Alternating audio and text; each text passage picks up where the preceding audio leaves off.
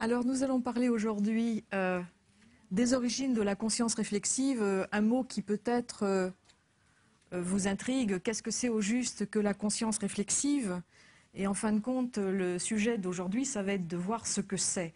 Je crois qu'on a tous peut-être l'impression de savoir ce que c'est quand même, grosso modo. La conscience réflexive, c'est la conscience de soi, c'est le fait de savoir qui l'on est. Et évidemment, dans cette manière très humaine de se représenter la conscience réflexive, nous serions bien en peine de trouver des antécédents. Donc ce qu'il faut faire, c'est retrouver ce qu'il y a de commun à la conscience réflexive humaine et peut-être à d'autres formes de conscience qui sont tournées vers soi, vers l'organisme lui-même, même si ce n'est pas une conscience narrative du type humain. Alors là, je vais commencer cette discussion par l'examen d'un paradigme expérimental qui a été très étudié parce que je crois qu'il vous introduira le mieux aux questions de méthode qui se posent dans ce domaine. La première question de méthode, c'est de savoir qu'est-ce qu'il faut chercher lorsqu'on étudie un comportement. Est-ce qu'il faut chercher une réflexivité explicite ou implicite? L'idée est qu'un organisme peut avoir une connaissance de ses propres états qui reste tout à fait implicite, c'est-à-dire qu'il n'implique pas que l'organisme sache qu'il a ces états, encore moins qu'il soit capable de les rapporter à d'autres. Et donc il y a opposition entre cette conscience purement pratique, si vous voulez, de qui on est, de ce que l'on fait, de la masse qu'occupe le corps, etc., d'un côté, et de l'autre, une représentation explicite comme un être unique, intégré et permanent, un petit peu comme nous sommes capables de nous représenter. Alors, si l'on prend le cas du bébé humain, vous connaissez certainement cette date importante dans la vie humaine, qui est le moment où on se reconnaît dans un miroir. C'est à peu près à 18 mois. Et pour mettre en évidence cette connaissance, cette reconnaissance de soi dans le miroir, eh bien, il y a une tâche expérimentale très connue qui consiste à mettre sur le front ou les cheveux de l'enfant un post-it, un post-it de couleur.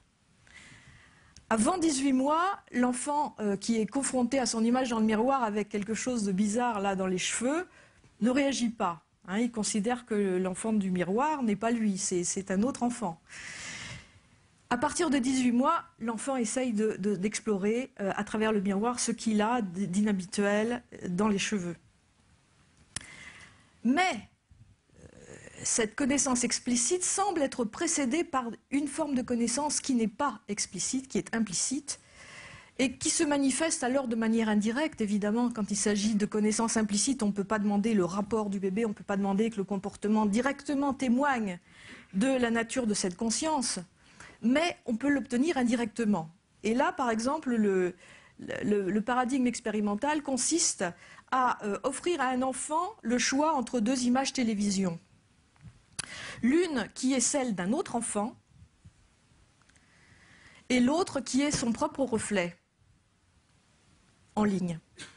Eh bien, l'enfant, comme l'a montré Philippe Rochat dans un travail très intéressant en 2001, l'enfant, dès 4 mois pour certains, 7 mois pour d'autres, distingue les deux et est capable de regard préférentiel vers l'image de celui qui n'est pas lui. En fait, il préfère regarder quelque chose qui diffère de lui, qui lui apporte une information nouvelle par rapport à ce qui est simplement en train de covarier avec ce qu'il fait lui-même. Donc cela montre indirectement que l'enfant implicitement a distingué ce qui est lui et ce qui n'est pas lui. Mais évidemment, ce n'est pas pour autant qu'il aurait la capacité explicite de le faire, par exemple, en réussissant à la tâche de la tâche. Alors, les grands primates réussissent le test de la tâche, mais pas tous. Les chimpanzés commencent par traiter l'image, donc avec le post-it ou une tache rouge au milieu du front, comme celle d'un congénère, et puis au bout de quelques minutes, ils utilisent le miroir en comprenant que, ils peuvent par là même observer des parties du corps qu'ils ne voient pas normalement. Les orang-outans aussi réussissent le test de la tâche, mais les gorilles échouent. Les gorilles échouent pour des raisons d'ailleurs qu'il s'agit de comprendre, et si vous voulez, nous reviendrons en conclusion sur les raisons de cela. Les autres espèces, les éléphants, les dauphins, les petits singes, les autres mammifères ne réussissent pas ce test de la tâche. Alors, l'autre raison par laquelle je voulais introduire cette présentation aujourd'hui avec ce problème de la reconnaissance dans le miroir, c'est que même si un enfant ou un chimpanzé est capable de frotter son front pour enlever cet objet anormal et donc révèle par là même qu'il a saisi qu'il s'agit de lui, qu'est-ce qu'en fait l'enfant a compris lorsqu'il réussit le test de la tâche?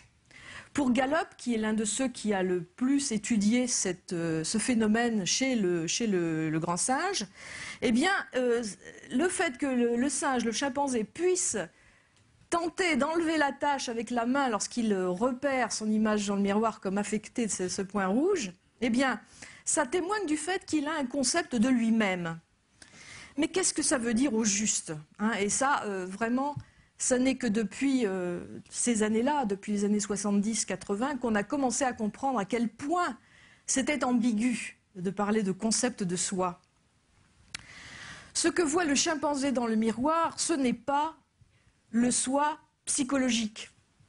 Ce n'est pas l'entité Washu, hein, pour prendre le nom d'un chimpanzé célèbre. Ce n'est pas l'identité de cet individu conçu avec toute sa vie intime. Hein, comme les hommes tentent à le faire. À travers le miroir, ils voient leur âme d'une certaine façon. Ce que voit le chimpanzé dans le miroir, ce n'est pas son moi psychologique, c'est son corps et son comportement. L'idée à laquelle on est arrivé aujourd'hui, c'est que les primates non humains détectent une équivalence entre ce qu'ils voient dans le miroir et la représentation kinesthésique, c'est-à-dire qui est liée à leurs mouvements, au jeu de leurs muscles, etc., au jeu de leurs articulations aussi, de la position de la tête sur le tronc, etc. Et ils ont donc la capacité de détecter l'équivalence entre ce ressenti interne de leur corps et puis ce qu'ils voient dans le miroir. Mais pour autant, cela ne veut pas dire qu'ils identifient l'image comme liée aux propriétés réfléchissantes des miroirs. Ils n'ont pas, nous le savons par ailleurs, de compréhension de la causalité, les chimpanzés. Hein, ils n'ont pas de compréhension de la causalité physique comme nous. Ils ont une compréhension différente qui implique essentiellement la notion de contact. Donc le miroir n'impliquant pas de contact, ils ne peuvent pas comprendre exactement les propriétés réfléchissantes des miroirs. Donc ça nous oblige, vous comprenez, à revoir à la baisse ce que nous avons envie d'attribuer aux chimpanzés qui nous ressemblent tant. Ils ont un concept d'eux-mêmes, mais qui n'est pas du tout un concept psychologique, c'est un concept synesthésique ou kinesthésique, comme on dit aussi, mettant en correspondance ce qu'ils voient et ce qu'ils font pour guider leurs mouvements. Donc vous voyez, ça nous oblige à faire un recadrage de l'interprétation. Nous sommes tentés d'attribuer aux chimpanzés notre vécu lorsque nous nous voyons dans le miroir, mais nous avons tort. Il faut regarder ces animaux avec leur propre pensée, leur propre capacité de compréhension du monde. Donc j'ai pris cet exemple du miroir pour vous inviter à faire cet effort avec moi, d'essayer de comprendre ce que c'est que l'accès à soi lorsqu'on n'est pas un humain, ou lorsqu'on est un bébé humain et qu'on n'a encore pas acquis l'ensemble des compétences de traitement de l'information qui arrivent en fait, on va le voir, à l'âge crucial de 4 ans et demi. Donc qu'est-ce qu'être un animal ou qu'est-ce qu'être un humain de moins de 4 ans et demi? Voilà un petit peu le sujet de la présentation de ce soir. Pour mieux comprendre ces questions, une solution, c'est d'identifier les pressions sélectives en jeu. Hein, si on veut comprendre quelque chose à l'évolution de la conscience réflexive, il faut voir comment cette conscience réflexive a répondu à des impératifs de survie. À quoi répondait cette apparition de traitement réflexif? Donc il faut, pour identifier les pressions sélectives, revenir à cette notion de pression machiavélienne que j'avais déjà introduite la dernière fois. Cette notion de pression machiavélienne, elle a été développée en particulier par deux spécialistes d'éthologie qui sont Byrne et Whiten. Et ils ont écrit la chose suivante.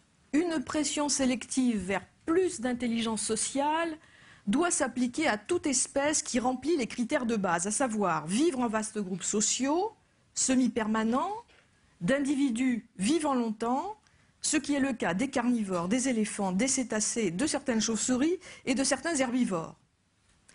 Donc il va y avoir dans ces cas-là, qui sont spécifiés dans cette citation, une pression sélective pour qu'il y ait plus d'intelligence sociale. Alors, pourquoi est-ce qu'on appelle cette pression une pression machiavélienne? Eh bien, c'est à cause de cette citation du Prince, extraite du Prince de Machiavel. Pour être prince, écrit Machiavel, il n'est pas seulement nécessaire d'avoir toutes les vertus, il faut encore, et je dirais même surtout, paraître les avoir. Il est utile, par exemple, de paraître clément, fiable, humain, irréprochable, religieux, et de l'être vraiment, dit-il, mais d'être prêt, si cela est nécessaire, de ne pas l'être, de changer de disposition.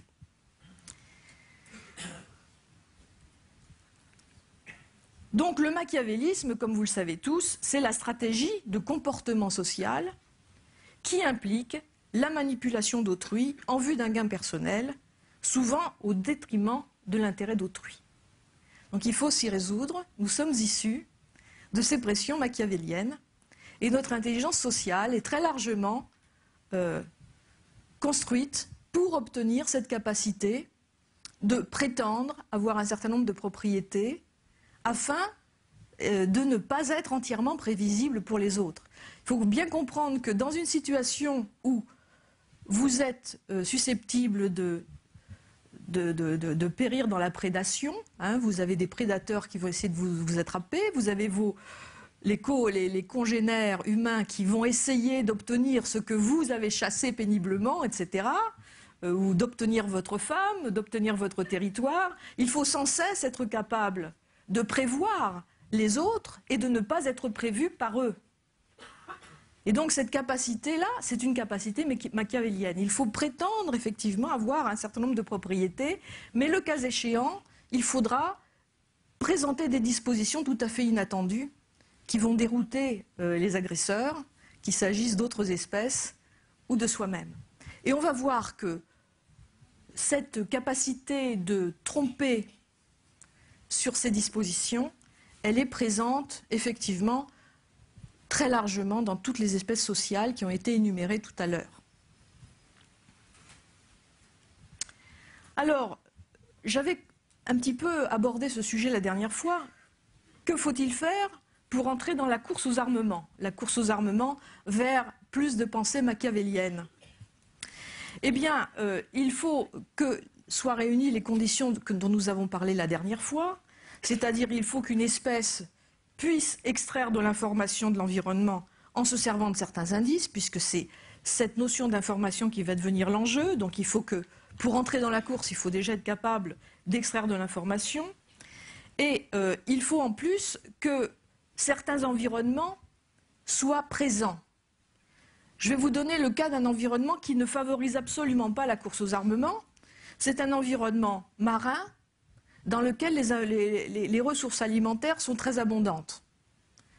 Bon, par exemple, vous êtes bigorneau. Un bigorneau n'a pas trop de soucis à se faire pour survivre parce que la nourriture vient à lui. La seule chose qu'il doit faire, c'est se maintenir au bon niveau de l'eau.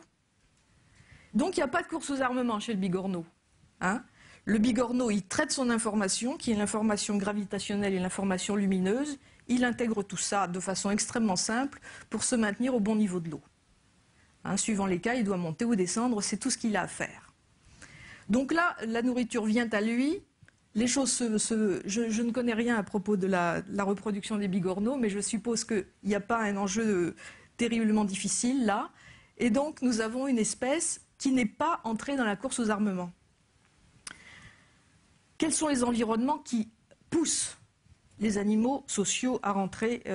En plus, le bigorneau n'est pas social, mais qu'est-ce qui pousse un animal social à entrer dans la course aux armements? Eh bien d'abord, des environnements qui exigent un contrôle flexible. Ces contrôles flexibles, qu'est-ce que ça veut dire? Ça veut dire que suivant les cas, il faudra faire telle chose ou telle autre chose.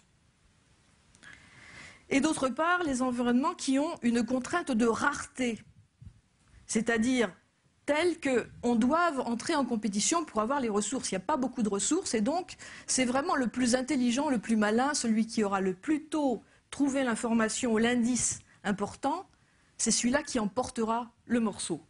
Eh bien, c'est dans ces cas-là, les compétitions sur la nourriture, sur le territoire, bien entendu, et sur les partenaires de production, ce sont ces contextes-là qui vont inciter, si je peux dire, l'évolution. Évidemment, là, je personnalise les choses, mais l'évolution va tendre à sélectionner des capacités machiavéliennes pour l'emporter dans ces contextes-là.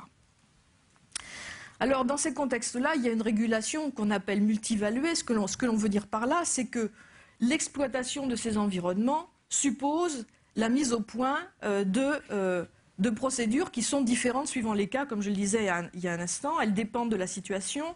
Si tel indice est présent, il faut faire telle chose. Si tel autre indice est présent, il faut faire telle autre chose. On a vu la dernière fois que même dans le cas de l'araignée, on a un début déjà de cette régulation multivaluée, puisque selon la nature de l'agitation de la toile, elle a des choses différentes à faire. Si c'est un gros animal, il va falloir qu'elle sectionne la toile. Si c'est un petit animal, il faudra les piquer dans les ganglions nerveux. Donc elle a des choses différentes suivant les cas, et on a déjà le début d'une flexibilité. Mais si on commence à agir sur la base d'une catégorisation flexible, évidemment, on a des problèmes nouveaux à résoudre. Et en particulier, le problème qui se pose est de savoir catégoriser correctement. Et pour catégoriser correctement, il faut savoir résoudre un problème de détection de signal qui est d'extraire du signal dans du bruit. Qu'est-ce que ça veut dire au juste?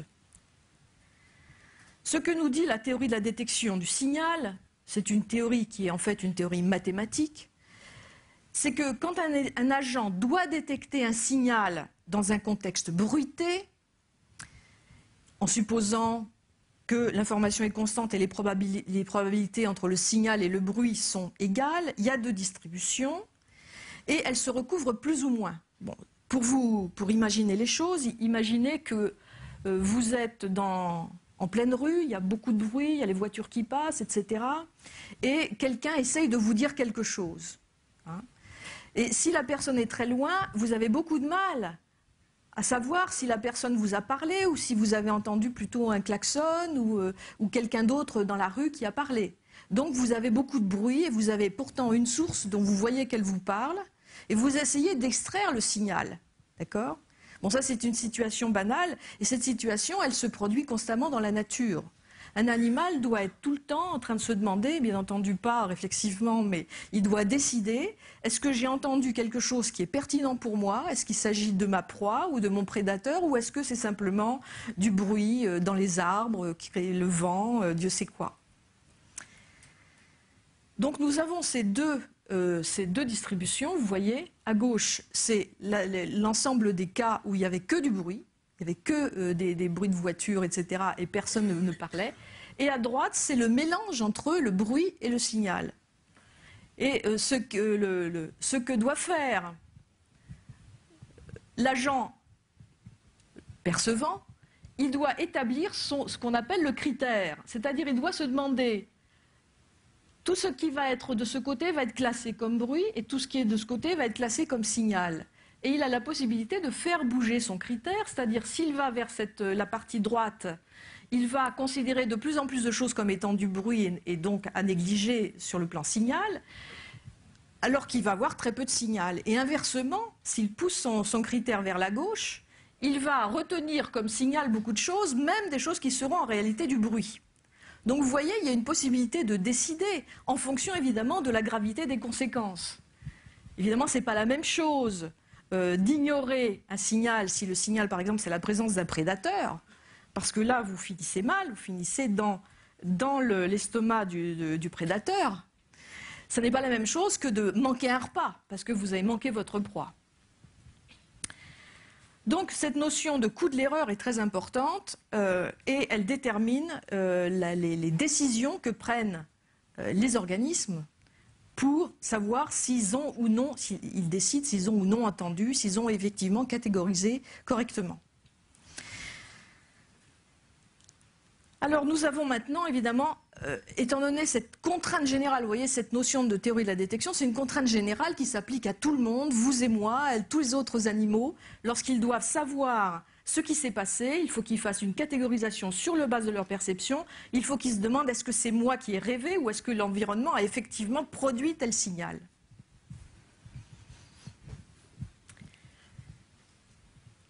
Alors ceci nous conduit à distinguer des types d'environnements. Il y a des environnements qui sont plutôt amicaux. On les appelle informationnellement transparents. Qu'est-ce que ça veut dire? Ça veut dire que le signal s'extrait facilement. Il n'y a pas beaucoup de bruit et donc on est sûr de sa décision. On a catégorisé quelque chose comme une proie, c'est une proie. On a catégorisé quelque chose comme un prédateur, c'est un prédateur. Et donc on fait les choses qu'il faut en sachant que ça va marcher. Donc ça, c'est un environnement qu'évidemment on doit rechercher pour soi. Hein, c'est très important de se mettre dans un cas où chaque fois qu'on agira, on agira correctement parce qu'on aura catégorisé les choses comme elles sont. Mais tous les environnements ne sont pas de ce genre. Il y a des environnements qui sont informationnellement translucides. Alors qu'est-ce que ça veut dire, cette idée de Sterelny, d'environnement translucide? C'est que, bien sûr, l'information passe, il y a du signal de temps en temps, mais les indices sont peu fiables, ils sont d'usage délicat, ou surtout, ils peuvent être manipulés par d'autres. Soit des congénères, soit des organismes d'autres espèces qui sont vos prédateurs, soit d'ailleurs vos proies, qui elles-mêmes peuvent s'arranger, on va le voir, pour manipuler votre information. Donc le problème qui se pose sur le plan de l'évolution, c'est comment agir sur la qualité de l'environnement informationnel. Comment agir pour avoir la meilleure information possible? Comment manipuler la qualité de l'information pour élever la transparence pour soi et ses affiliés et pour la diminuer chez les autres? Parce qu'évidemment, tout est lié. Hein. On veut une meilleure information pour soi, mais si tout le monde avait exactement la bonne information que nous avons, nous serions à nouveau dans une compétition très difficile.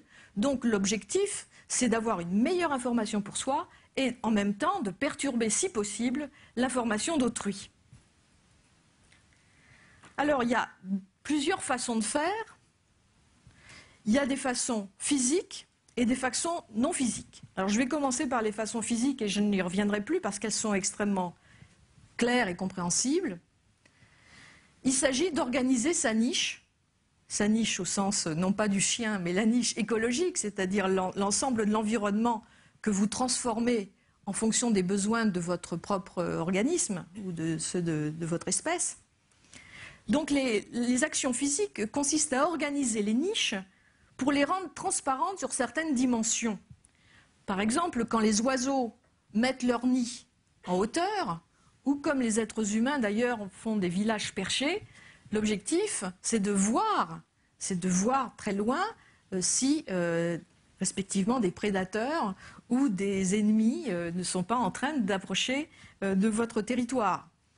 Donc l'organisation de la niche, évidemment, doit être faite pour vous donner à vous la meilleure qualité de l'information et pour abaisser, si possible, la qualité de l'information des prédateurs. Donc vous allez faire votre nid, si vous êtes oiseau, d'une façon telle qu'il ne soit pas visible de l'extérieur, mais qui vous autorise à voir.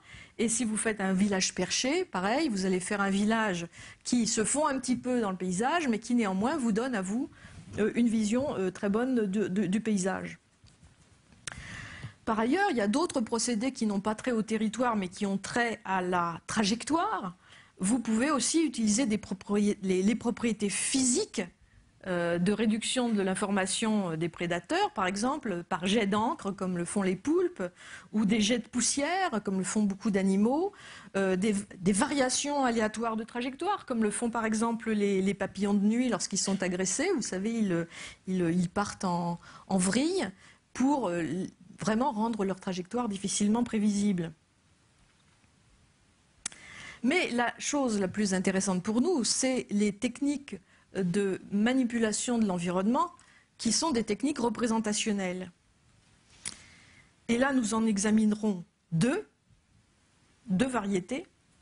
D'abord, les types d'actions représentationnelles qui visent autrui, qui sont respectivement la communication véridique, lorsqu'il s'agit d'améliorer l'information des siens, hein, de son groupe, et la communication trompeuse, la signalisation trompeuse, quand il s'agit d'essayer de perturber l'information de ceux qui vous veulent du mal ou qui veulent vos ressources. Par ailleurs, et ça, peut-être n'y avez-vous pas suffisamment... le deuxième point que je vais traiter est plus nouveau, c'est la recherche des meilleurs rapports signal-bruit pour soi-même. Hein, c'est un secteur que je vais essayer de vous présenter, qui est le secteur de la métacognition, et qui est encore vraiment très très peu connu, et qui donne lieu actuellement à des recherches tout à fait novatrices. Donc vous avez ici le tableau complet de ce que je vous raconte là depuis un moment. Les pressions machiavéliennes vont aller dans deux sens différents.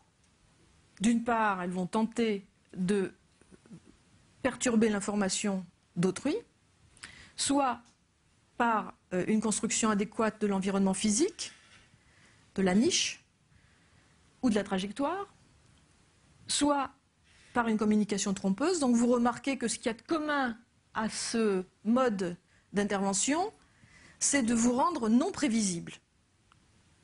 C'est ça qu'il y a de commun à toutes les stratégies machiavéliennes dirigées vers autrui, c'est de vous rendre non prévisible vous-même, mais de tenter quand même, grâce à cela, de contrôler le comportement d'autrui. Donc il y a ce double aspect, ne pas être contrôlé en étant imprévisible, mais en revanche contrôler autrui.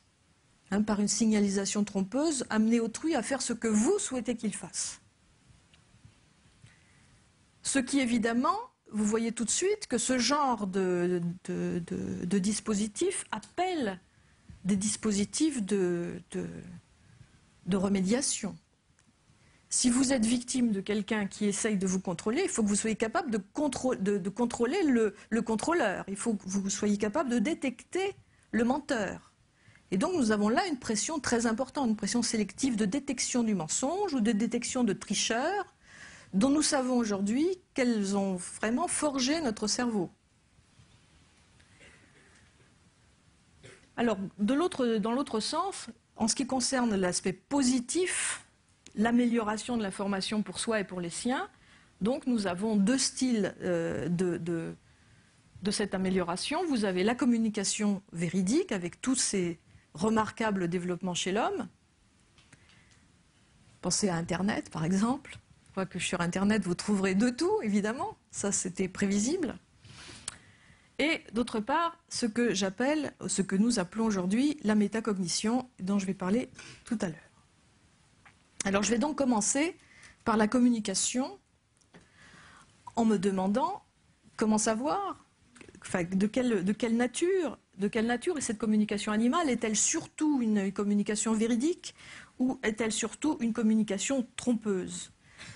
La question se pose parce que les théories classiques, par exemple la théorie des émotions de Darwin, supposaient que les animaux étaient nécessairement véridiques, c'est-à-dire ils avaient des émotions, ils les exprimaient, les autres animaux repéraient ces émotions, ils comprenaient immédiatement de quoi il s'agissait. Mais si c'était comme ça la communication, on serait perdu, parce que ça veut dire que l'émetteur serait tout à fait prévisible. Or, nous avons vu qu'être prévisible, c'est être mort, c'est être le repas de quelqu'un. Donc il faut, à tout prix, si l'on veut survivre, introduire un petit peu d'aléatoire dans sa communication. Et donc, en réalité, aujourd'hui, les spécialistes de communication savent que la communication n'est pas faite pour coopérer tout le temps. La communication est faite pour modifier le comportement du récepteur. Donc, ça peut vous choquer, mais en éthologie, on vous enseigne aujourd'hui que la communication a un but essentiellement égoïste. Bien entendu, lorsque la communication vise des gens avec qui vous êtes affiliés, il y aura de la coopération. Mais cette coopération, elle est toujours limitée par le principe machiavélien, éviter d'être trop prévisible. Alors pour essayer de donner un petit peu de corps concret à tout cela, il faut revenir aux principaux supports de communication dans la nature. Il y en a 3. D'abord les indices. Ce qu'on appelle les indices, ce sont des traits observables qui sont semi-permanents et qui sont destinés principalement à attirer ou à repousser. Vous avez par exemple les plumages nuptiaux. Vous connaissez sans doute les plumages nuptiaux de la frégate par exemple, qui sont très vifs, très beaux, très colorés. Vous avez les ailes de papillon qui sont en fait très souvent destinées à repousser.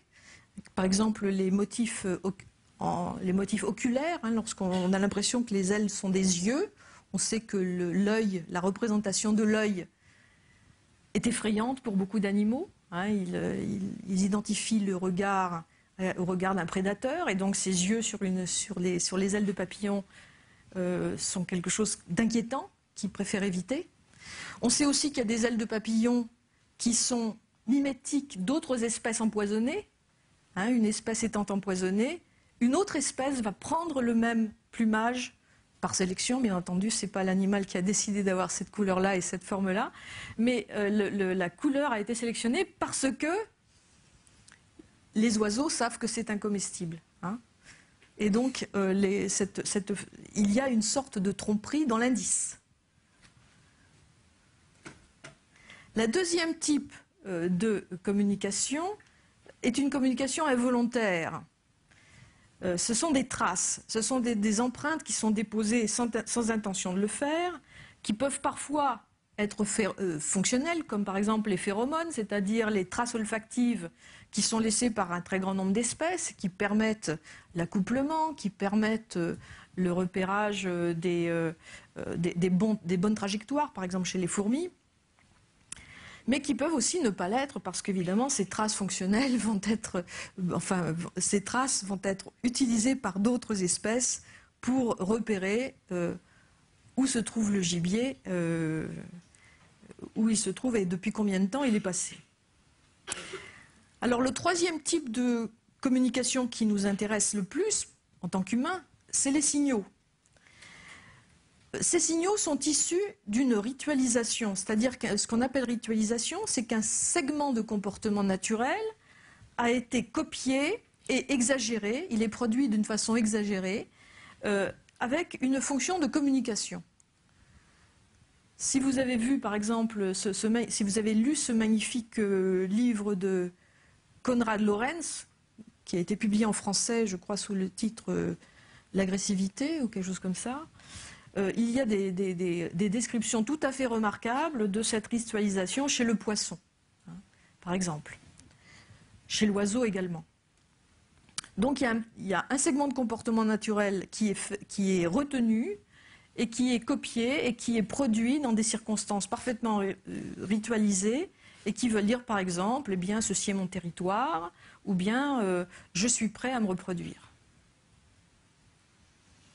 Alors, la ritualisation, d'une certaine façon, est une façon de résoudre le problème du décodage dans du bruit.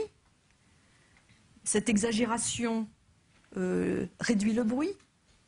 L'exagération elle-même permet de dire « Ah, il y a un signal ». Ce n'est pas n'importe quoi, c'est un signal. Donc la ritualisation facilite en un sens le décodage des signaux, mais évidemment, en un autre sens, elle facilite aussi la prévision. Et donc, on peut s'attendre à ce que dans la ritualisation, il y ait ce jeu subtil entre véridicité d'un côté, parce que c'est vrai que l'animal a besoin, par exemple, de se reproduire, a besoin de chasser l'autre de son territoire, etc. Mais en même temps, il n'est peut-être pas tout à fait disposé à aller jusqu'au bout de ses intentions. Par exemple, si le chien grogne de façon très agressive contre quelqu'un, c'est une ritualisation qui exprime une intention de se battre éventuellement, mais en réalité, ça n'est pas du tout sûr que le chien se battra. La ritualisation, d'une certaine façon, lui permet de faire l'économie du comportement en laissant une certaine ambiguïté sur ses dispositions réelles. Et je crois que c'est ça qu'il faut comprendre, c'est que la communication, qu'elle soit humaine d'ailleurs ou animale, est en un sens un écran de fumée. Vous dites quelque chose, vous faites une ouverture, hein, vous dites quelque chose, mais quant à savoir ce que vous allez faire de cela, c'est une autre affaire. Donc il y a toujours cet écart subtil dont nous jouons sans d'ailleurs nous en rendre compte, hein, entre le propos ouvert et puis les dispositions réelles qui, elles, vont peut-être varier d'un moment à l'autre et qui se traduiront peut-être pas. Alors, les animaux mentent-ils quand ils signalent? Eh bien, nous avons des cas patents montrant que oui, ils mentent. Ils mentent, par exemple, Marler est un grand spécialiste des coqs, et il a montré que les coqs pouvaient pousser leur cri de nourriture, c'est un cri particulier qui veut dire normalement « venez les filles, il y a du grain ». Et en fait, il produit ce cri, parfois, lorsqu'il n'y a absolument rien de particulier à manger, mais lorsqu'il voit qu'il y a une de ses poules qui s'égare un peu trop loin de lui, il n'aime pas ça du tout, et donc il pousse son cri de nourriture pour la ramener à lui. Alors, j'ajoute tout de suite, parce que je suis sûre qu'il y aura des questions là-dessus, mais sait-il qu'il est en train de mentir? Bien sûr que non. Donc vous voyez, la réflexivité, là, elle n'est pas complète. Hein, il est dans un mensonge, certes, mais pas un mensonge cognitif qui se représenterait complètement la situation, le fait qu'il produit une croyance fausse chez l'autre et que par conséquent l'autre va venir croyant trouver de la nourriture. Non, non, je ne vais pas jusque-là. Il utilise cette valeur rituelle du signal pour son propre intérêt sans véritablement se représenter ce que l'autre va se représenter. Il n'a aucune représentation de ce que l'autre se représente. Même chose chez le singe vervet qui peut produire un cri d'alarme pour écarter un rival, ou le pinson qui peut ne pas informer son groupe de la présence de nourriture abondante. Alors, ce que l'on peut conclure, c'est que la communication n'est pas altruiste, sans quoi elle tendrait à desservir l'émetteur, et elle a pour fonction, comme l'ont bien dit Dawkins et Krebs en 1978 dans un article qui a vraiment marqué toute une époque, les signaux ont pour fonction d'infiltrer et de subvertir la chaîne de commande sensorimotrice du récepteur. Donc la communication est faite pour contrôler autrui, et c'est l'axe sur lequel il faut se mettre pour vraiment comprendre ce que c'est que la communication. Alors, ce principe de la théorie des jeux nous permet de voir dans quelles limites la communication peut être manipulatrice, parce qu'évidemment, si on manipulait tout le temps, la communication deviendrait sans valeur, hein, donc on ne peut pas être tout le temps en train de manipuler. Mais si un manipulateur individuel a plus à perdre en ne manipulant pas que sa victime en cédant la manipulation devrait s'imposer. Donc nous voyons bien que pour un pourcentage donné et relativement constant de messages, on aura des messages trompeurs. Et comme je l'ai dit tout à l'heure, les signaux ritualisés entretiennent l'ambiguïté sur les intentions et les motivations véritables de l'émetteur. Alors comment résister à la manipulation? Alors il y a deux façons, et comme je vous l'ai dit, dans une pression machiavélienne, on s'attend à ce qu'il y ait une réponse à la présence de tromperie. Hein. L'évolution va permettre de faire apparaître des formes de résistance. La première est d'élever les seuils de sensibilité pour rendre le message plus coûteux à produire. Vous avez le cri des bébés, par exemple. Hein, vous êtes-vous demandé pourquoi les bébés crient si fort, alors qu'on les entend très bien? Pourquoi nous cassent-ils les oreilles, littéralement? Eh bien, vous pouvez avoir une consolation, les bébés oiseaux en font tout autant. Ils cassent vraiment les oreilles de leurs parents, et cela prouve que leurs parents ont élevé une résistance à leurs cris antérieurs. Hein. Les cris, autrefois, étaient beaucoup moins forts, mais les parents avaient réussi à, d'une certaine façon, trouver le switch-off, hein, ils pouvaient se mettre hors ligne, et bien il a fallu que l'évolution produise des bébés qui crient plus fort encore. Le signal coûteux tend à être honnête. Donc ça, c'est une forme de régulation dans la communication. Le signal coûteux tend à être net. Si vous produisez un signal, comme par exemple la pince de homard, enfin la pince de homard, c'est pas un signal, en fait, c'est un indice, mais c'est un indice très coûteux. Parce qu'avoir une pince de homard immense comme ça, alors qu'on n'en a rien, on n'en a absolument rien à faire. Les homards ne se servent pas de cette grosse pince, sinon pour prouver aux femelles qu'ils sont capables de survivre avec une très grosse pince comme ça. Vous voyez que c'est un signal coûteux. Et c'est ça que les femelles aiment. C'est un signal coûteux et gratuit. Et oui. Ben, il y a la même chose chez l'homme. Hein. Il y a beaucoup de comportements qui sont coûteux et gratuits. Et qui prouvent que le porteur, enfin l'être qui est capable de ce comportement, a véritablement des capacités hors pair. Alors, toutes ces tromperies animales, bien sûr, ne sont pas cognitives. Encore une fois, le coq qui ment ne se représente pas comme mentant. Il peut contrôler les états informationnels de son récepteur et il le manipule sans vraiment savoir comment il y parvient. Alors, la deuxième manière, à part d'élever ces seuils de sensibilité à la tromperie, la deuxième manière de résister au mensonge, c'est d'attribuer explicitement des croyances et des désirs à autrui, c'est-à-dire faire des hypothèses sur des variables qui sont cachées, que l'on ne voit pas dans le comportement, mais qui permettent de l'expliquer et qui rendent autrui prévisible. J'en arrive donc à une deuxième forme de résultat des pressions machiavéliennes, c'est ce qu'on appelle la théorie de l'esprit. Alors, revenons, si vous voulez, à la genèse du problème. Cette notion de théorie de l'esprit, d'où sort-elle? Quand les chercheurs se sont-ils intéressés à cela? Eh bien, en fait, ils s'y sont intéressés d'abord à partir de la primatologie. C'est David Primack, le spécialiste de chimpanzés, qui en 1978 a fait l'hypothèse le premier que les primates non humains avaient une capacité mentalisatrice. Ce qu'on appelle une capacité mentalisatrice, c'est la capacité non pas d'avoir des représentations soi-même, parce que ça on a vu que beaucoup d'animaux l'ont, mais c'est la capacité d'attribuer à d'autres, ou à soi-même d'ailleurs, ces capacités représentationnelles. Alors là, on va changer de... S'il vous plaît. Il y a une photo qui... Voilà. Vous avez ici Washoe, qui est un chimpanzé élevé par l'homme et qui a appris le langage des signes, des sourds-muets, pour communiquer avec les autres hommes, avec les humains qui s'occupaient de lui. Vous voyez le rapport entre Washoe et son enfant.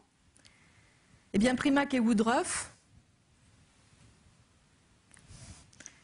en 1978, ont eux aussi élevé des chimpanzés, si l'on peut dire, non pas chez eux, mais dans un milieu expérimental, leur ont appris, non pas le langage des signes des sourds-muets, mais un autre langage qui est un langage en mots plastiques, hein, comportant des phrases de 3 mots, du style le couteau coupe la pomme. Et grâce à cela, grâce à cet ensemble d'animaux qu'ils ont formés à la compréhension d'un langage, eh bien, ils ont réussi à faire passer un certain nombre de tâches à ces animaux. Des tâches qui passaient soit par l'usage de ces mots, soit par des comportements, disons, un petit peu sophistiqués, dont je vais vous dire 2 mots. Alors, c'est sur la base des tests qu'ils ont fait passer à ces animaux qu'ils se sont dit ces animaux comprennent les états mentaux. Ils sont capables de se dire un tel croit ceci, un tel désire ceci, donc il va faire cela. Donc vous voyez le gain en prédiction d'autrui lorsqu'on comprend qu'il a des états mentaux. On fait des hypothèses sur quelque chose qui est caché derrière le comportement et qui l'explique. Donc avoir une théorie de l'esprit, je sais que le mot est assez regrettable, c'est inutilement scientiste. Hein. Certes, les animaux ne font pas de science, mais avoir une théorie de l'esprit, c'est simplement cela, c'est utiliser des concepts mentaux équivalents à ceux de croyance et de désir, même s'ils n'ont pas le mot croyance ou le mot désir, ils se représentent que quelqu'un croit ou désire, et on s'en sert pour anticiper le comportement des autres agents. Alors les tests qui ont été utilisés pour montrer cela, c'est en particulier des tests dans lesquels on demandait à un chimpanzé d'interagir avec un informateur. Plus exactement, excusez-moi, je m'exprime mal, d'interagir avec un entraîneur humain. Il y avait deux boîtes présentes, une boîte A, une boîte B, une boîte A qui était pleine de nourriture et une boîte B qui était vide. Et le singe n'avait pas accès aux boîtes, mais par contre, il savait ce qu'il y avait dans chaque boîte. Il y avait une vitre de son côté, pas du côté de l'expérimentateur. Donc l'expérimentateur ne savait pas, en principe, dans le dispositif, ne savait pas où se trouvait la nourriture. Seul le chimpanzé pouvait le voir. Et la tâche du chimpanzé était de montrer la boîte qu'il voulait avoir. D'accord ? Et l'informateur était soit coopératif, soit égoïste. Donc l'informateur coopératif, quand on lui montrait la boîte pleine, il prenait le contenu de cette boîte, il l'apportait au chimpanzé. Mais par contre, l'entraîneur non coopératif, l'entraîneur égoïste, faisait le contraire. C'est-à-dire que lorsqu'il trouvait une boîte pleine, eh bien, il gardait le produit pour lui-même. Eh bien, les chimpanzés, assez rapidement, apprenaient à mentir, c'est-à-dire à montrer la boîte pleine au coopérateur et à montrer la boîte vide à l'autre. Et donc, Primack, pendant un certain temps, a pensé que c'était là la preuve que les chimpanzés arrivent à mentir de façon cognitive, c'est-à-dire en s'appuyant sur le concept d'état mental. Dire l'autre croit que, il désire que, et donc je vais lui montrer ce qu'il doit avoir, étant donné sa disposition à coopérer ou non. Alors, il y a un certain nombre de données éthologiques qui, pendant ces années-là, les années 80-90 même, ont semblé aller dans le même sens. Siffart et Cheney ont montré que les animaux, les primates non humains, peuvent identifier le statut social de leurs congénères, ils peuvent organiser des coalitions, utiliser des signaux de réconciliation, ça c'est le travail de Franz de Waal, qu'ils sont capables de tromperie tactique.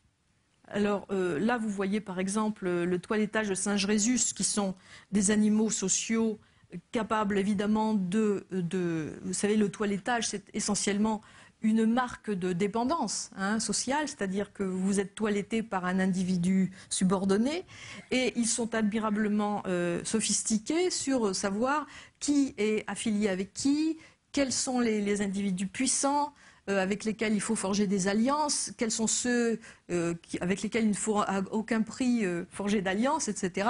Et ils sont capables également de se mettre à plusieurs pour renverser les alliances d'autrui. Alors il y a aussi des comportements de tromperie qui sont assez impressionnants. Par exemple, un jeune babouin peut faire régulièrement croire qu'il est attaqué par un mâle adulte pour avoir accès à la racine, que le mâle venait de sortir de terre avec beaucoup d'efforts, et il ne le fait que lorsque l'animal manipulé, c'est-à-dire par exemple sa mère, ne peut pas le voir, ne peut pas voir ce qui se passe. Donc là, vous avez les babouins en question. Vous avez un autre cas de babouin trompeur, un babouin adolescent poursuivi par un adulte fait semblant d'avoir vu un prédateur et il lance le cri prédateur, ce qui interrompt la poursuite. Les femelles gorilles se cachent pour avoir des relations sexuelles avec un mâle qui n'est pas le mâle dominant. Et elles répriment leur vocalisation uniquement dans ce cas. Donc vous voyez que ces gorilles aussi ont des capacités de tromperie assez sophistiquées. Donc pour toutes ces raisons, on a pensé pendant un certain temps que les animaux qui étaient capables de tant de choses le faisaient sur la base d'une compréhension psychologique d'autrui. C'est-à-dire qu'ils avaient le concept, bien entendu un concept non langagier, mais un concept tout de même de ce que c'est que croire croire alors que la situation crue est fausse. Alors, on a d'abord parlé de problèmes de méthode sur lesquels je ne m'étendrai pas ici, et on a beaucoup critiqué la notion d'anecdote. Hein. Une anecdote unique, alors je suppose que dans la salle vous avez tous vos anecdotes d'animaux domestiques ou non, qui semblent prouver des capacités mentales extraordinaires, mais une anecdote unique ne peut pas fournir des preuves convaincantes que le comportement de l'animal a été influencé non par l'apparence ou le comportement de celui avec lequel il interagit, mais par l'attribution d'état mental fondé sur ces stimuli. Hein, il est très difficile de prouver qu'un animal, par exemple un chimpanzé, qui interagit avec un entraîneur coopératif ou non, a utilisé le concept de croyance ou bien simplement a utilisé le fait qu'il voulait avoir de la nourriture pour lui-même et il a fait ce qu'il fallait pour cela, en se fondant simplement sur les comportements de l'autre. Alors, le travail de Povinelli, sur lequel je dois passer très rapidement parce que le temps passe malheureusement, a également montré que les chimpanzés ont une vision très, très limitée de ce que c'est que la perspective visuelle. Même s'ils sont capables de suivre la direction du regard de l'autre vers une cible là où elle est, eh bien ils ont une capacité qui est quand même très limitée dans la mesure où si par exemple on leur présente deux entraîneurs avec un qui a un seau sur la tête et l'autre qui a sa vision libre, eh bien ils n'éprouvent aucune différence entre les deux et ils vont quémander de la nourriture aussi bien à l'un qu'à l'autre. Donc là, ces résultats expérimentaux laissent penser que décidément les chimpanzés ne distinguent pas ce qui pour un homme est la caractéristique cruciale de l'attention, à savoir sa dimension psychologique. Donc, on arrive aujourd'hui à une situation où on a retiré ce qu'on avait accordé, c'est-à-dire que les grands primates excellent à manipuler les croyances d'autrui, mais sans avoir le concept de croyance et sans avoir accès à une interprétation psychologique de la manipulation. Ils mettent au point des procédures de contrôle qui utilisent uniquement les informations présentes dans les comportements. Chez l'homme, en revanche, chez l'homme, il semble que se développe vers 2 ans un mécanisme inné qu'on appelle en anglais la Theory of Mind Module, c'est le module de théorie de l'esprit, qui permet à l'enfant d'appliquer une sorte de traitement de l'information tout à fait automatique à l'encodage de l'information sociale. C'est-à-dire que face à une information sociale, l'enfant de 2 ans distingue un agent, ce qu'on appelle une attitude, c'est-à-dire le fait que l'agent croit ou veuille ou fasse semblant, dans le jeu de faire semblant, que quelque chose est le cas, c'est le contenu, et en rapport avec un certain nombre de données réelles. Alors, ce qui est important de retenir à cet âge-là, c'est que s'opère un découplage. Quand un enfant joue à faire semblant, il fait semblant d'être un Indien par exemple, il n'est pas réellement dans le monde réel, il se met dans le monde du jeu. Il se produit un écart entre le monde tel qu'il est et le monde tel qu'il se représente. C'est le début de la mentalisation. Et ce n'est que vers 4 ans et demi qu'il va pouvoir appliquer ce découplage de façon explicite au traitement des croyances fausses. Jusqu'à 4 ans et demi, un enfant ne se représente pas véritablement les croyances fausses comme étant fausses, c'est-à-dire comme étant différentes du monde réel. Il a beaucoup de mal avec ça. Ce n'est qu'à partir de 4 ans et demi qu'il est capable de raisonner sur le fait que quelqu'un croit quelque chose et que pour cette raison, il fait une action inadéquate. Alors, je voudrais, j'ai encore 10 minutes ? Bon, alors merci. Donc je peux ralentir un petit peu. Dans cette dernière partie, je voulais vous parler de ce qu'il y a de vraiment nouveau dans ce domaine de recherche sur la réflexivité. C'est la meilleure information pour soi. Nous avons vu tout à l'heure que le contrôle des autres esprits peut se faire sur la base d'indices qui sont purement comportementaux. Nous avons vu que certains animaux non humains peuvent vous mentir, mentir aux autres sans comprendre pourquoi ils le font.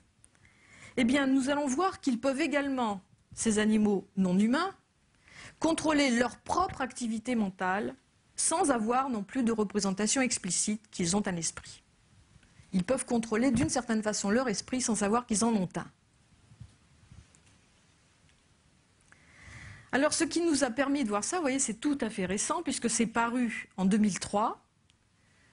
C'est une étude qui est parue dans le Behavior and Brain Science Journal, qui montre que des singes, et non pas des grands singes, des petits singes, les macaques, les singes et les dauphins, sont capables de déterminer la probabilité avec laquelle ils sont susceptibles de réussir à une tâche. Alors la tâche ici, c'est une tâche de discrimination visuelle. Ils ont un écran de télévision devant eux, on est en laboratoire, c'est pas très écologique, je reconnais, mais ils ont un écran de télévision et ils doivent reconnaître une certaine forme. Si c'est la forme, mettons un certain triangle qu'ils doivent reconnaître, ils obtiendront un bénéfice, c'est-à-dire de la nourriture. Ils sont affamés, ils sont devant leur écran de télé, il faut qu'ils distinguent s'il y a un triangle ou non. Et puis on met du bruit dans l'image, on la bruite. On met des petites pastilles blanches, comme la neige à la télévision, si vous voulez, pour rendre la tâche de plus en plus difficile. Alors, quand la tâche devient difficile, ils ont la possibilité, sans l'effectuer, de choisir une autre tâche qui, elle, va rapporter moins de nourriture, mais elle sera tout à fait facile à faire. Eh bien, nous avons, de façon très étonnante, exactement le même profil de réponse chez le macaque et chez l'homme. C'est-à-dire, chez le macaque et chez l'homme, il y a changement de tâche exactement au même point. Quand les choses deviennent vraiment inférieures à un seuil, eh bien, on s'oriente vers ce qui est rationnel, à savoir prendre une tâche plus facile, même si elle paye moins. Alors, sur la base de cet exemple, vous voyez que cette tâche exige que l'animal se demande s'il est capable de percevoir assez bien en vertu de ce que demande la tâche. Il doit avoir une réflexivité sur sa capacité à faire cette tâche-là, à juger de la nature de l'information perceptive qu'il traite, sa capacité du fait de cette information à réussir. Il y a un ensemble d'autres opérations que nous faisons en permanence, sans en avoir d'ailleurs conscience, mais que nous sommes obligés de faire pour réussir des tas de choses. Par exemple, là, je parle. De temps en temps, je choisis un mot que je trouve finalement mal choisi. C'est après l'avoir dit, je me dis, tiens, j'ai dit ça, mais en fait, ce n'est pas le mot que j'aurais dû prendre. Et donc, je reformule en trouvant un autre mot. Pour faire cela, il faut avoir la capacité de faire du monitoring rétrospectif, du suivi rétrospectif, c'est-à-dire, après avoir produit une réponse, se dire, finalement, ma réponse, qu'est-ce qu'elle valait? Est-ce qu'elle était bonne ou pas bonne? Et donc, le cas échéant, de la modifier. Il faut également faire du monitoring prospectif, c'est-à-dire se dire, est-ce que je vais être capable de faire ça? Avant de me lancer, est-ce que je vais être capable de faire cette action? Nous voyons par exemple un chat qui doit franchir un fossé, vous le voyez préparer son mouvement, et vous savez qu'il simule l'activité de sauter le fossé. Avant d'être sûr de pouvoir le faire, il faut qu'il essaye. Il y a donc là aussi du monitoring prospectif. Bon, il y a le jugement de facilité, lorsqu'on se demande combien de temps faudra-t-il pour apprendre telle ou telle chose. Un jugement sur ce que l'on sait, c'est-à-dire, est-ce que je sais vraiment ou est-ce qu'il faut que je me remette un petit peu à étudier?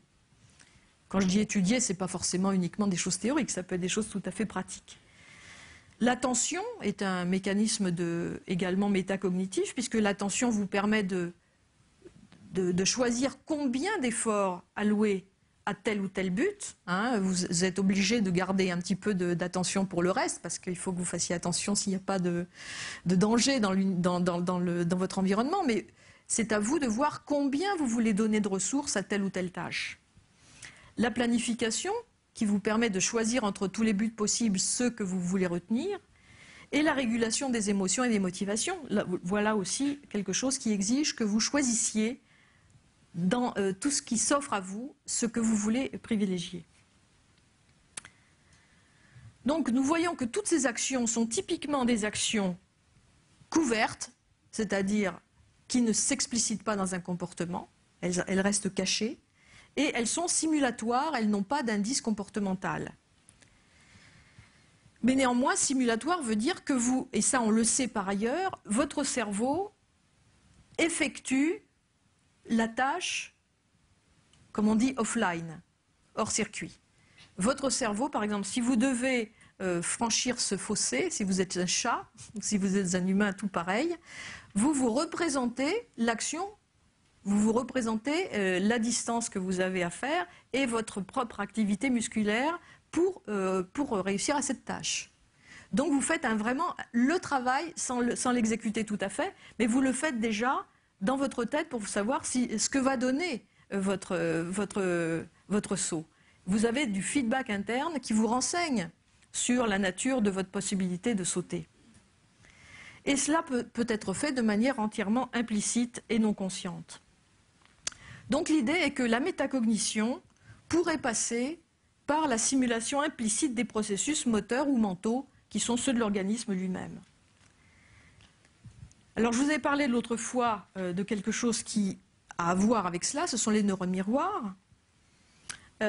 L'hypothèse que nous avons, c'est que la métacognition ferait de la simulation de soi exactement comme les neurones miroirs font de la simulation d'autrui. Hein, vous vous rappelez ce que c'est que les neurones miroirs?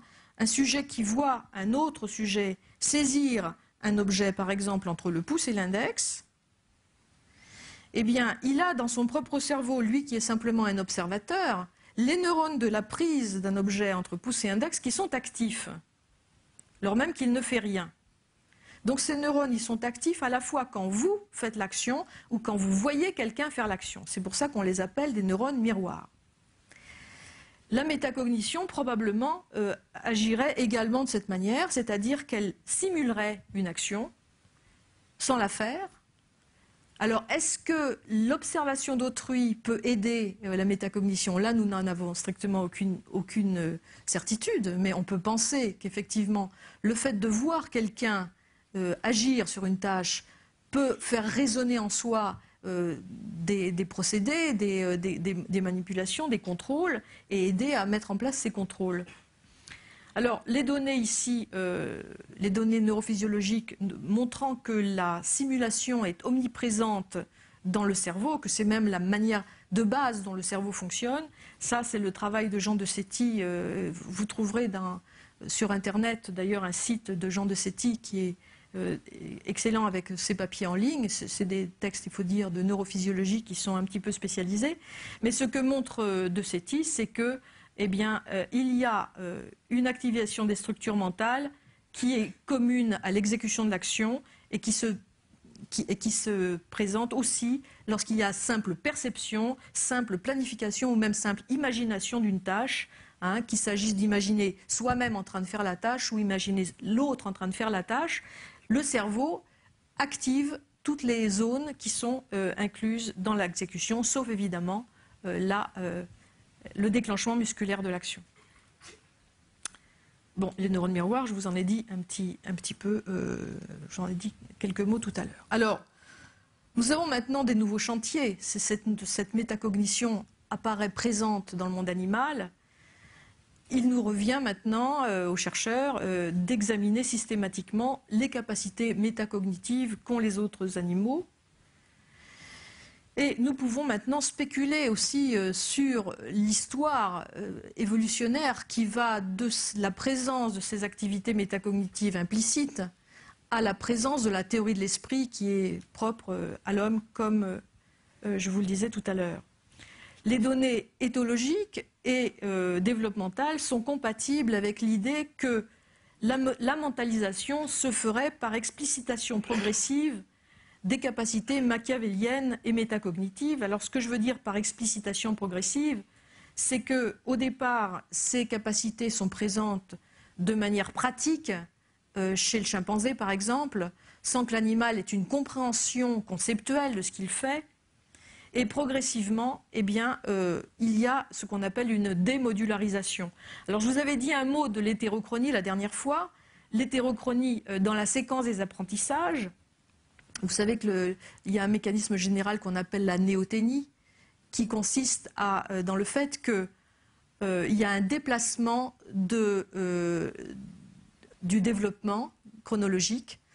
Les êtres ultérieurs dans un phylum ont tendance à présenter à l'âge adulte les caractéristiques d'enfance de ceux qui les ont précédés. Par exemple, l'homme est beaucoup plus longtemps ouvert à la nouveauté, capable d'apprentissage que les autres primates antérieurs. Il y a donc une espèce de capacité qui est propre à l'enfance, qui est d'apprendre, qui se présente beaucoup plus longuement dans le développement humain. C'est ce qu'on appelle la néothénie.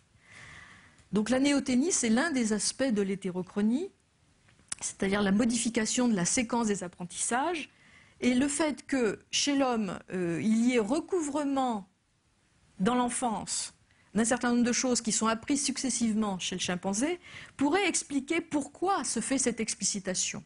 Non seulement il y a le langage verbal, qui est évidemment quelque chose d'absolument essentiel dans cette histoire, mais ce langage verbal n'aurait sans doute pas l'importance qu'il a pour notre pensée s'il n'y avait pas en même temps la possibilité d'exploiter ce recouvrement entre les apprentissages, c'est-à-dire de faire circuler les informations acquises d'un domaine vers l'autre, et cela grâce à ce mécanisme de cassage des modules, qui sont chez l'animal en revanche très, très enquistés et qui empêchent l'animal de raisonner, si vous voulez, à travers les modules.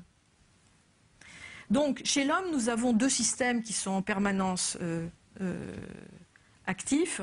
Un système de bas niveau qui est commun avec les autres primates et qui est présent chez l'enfant à 1 an, par lequel l'homme est capable d'analyser les intentions d'agir, les siennes et celles d'autrui, en tant que des dispositions à l'action. Mais il a également un système de haut niveau qui est activé, comme je le disais, vers 4 ans et demi et qui inscrit ces intentions, ces dispositions à l'action dans un système d'explication psychologique. Le second système réinterprète le premier. Par exemple, on a vu le cas de l'attention chez le chimpanzé. Les chimpanzés, ils ont une attention très modulaire, c'est-à-dire très automatique, mais qui ne comprennent pas pourquoi le regard est important. Ils savent qu'il faut exploiter le regard parce que ça vous donne des résultats, mais ils ne savent pas pourquoi le regard est important. Ils n'ont pas la compréhension de ce que c'est que la vision perceptive cognitive. Donc reste à étudier un certain nombre de choses. Quelles sont les relations entre les deux systèmes? Fonctionnent-ils indépendamment? Ou bien interagissent-ils? Sont-ils inhibiteurs? Tout cela, nous ne le savons pas. Donc nous avons vu qu'il y a plusieurs étapes dans la phylogénèse pour le contrôle des fonctions cognitives, les siennes et celles d'autrui. Nous avons parlé de la détection du regard, nous avons parlé de l'attention, nous avons parlé de la tromperie. Nous n'avons pas parlé, mais c'est dommage parce que le temps manquait, de l'émulation qui précède l'imitation propre à l'homme. Nous avons parlé d'attribution de la croyance fausse. Donc je pense que pour vraiment comprendre cela, il faut également ajouter les capacités métacognitives. C'est la nouvelle étape de la recherche et je pense qu'on pourra peut-être en reparler d'ici 5-6 ans avec des données nouvelles. Voilà, je vous remercie.